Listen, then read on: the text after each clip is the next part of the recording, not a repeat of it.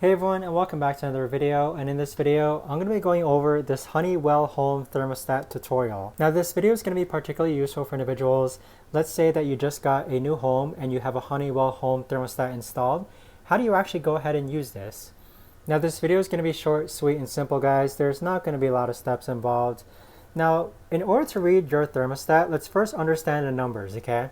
The center big number is the current temperature of your home. So for my example, my home is currently 80 degrees. Yes, it's pretty hot here. And then the top number is your target temperature.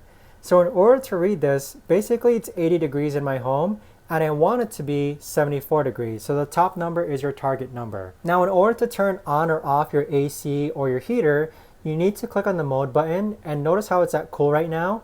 If I click on it again, it's going to be off. If I click on it again, it's going to be heat. But the heater doesn't necessarily make sense just because it's 80 degrees and I want the target to be 62 degrees. Therefore, the heater isn't going to turn on. If I click on it again, it's going to say cool and it's going to set the goal to 74 degrees. In order to adjust the target temperature, you just need to click on the minus and plus buttons right over here. And then with that right there is the best and easiest way to go ahead and set your target temperatures.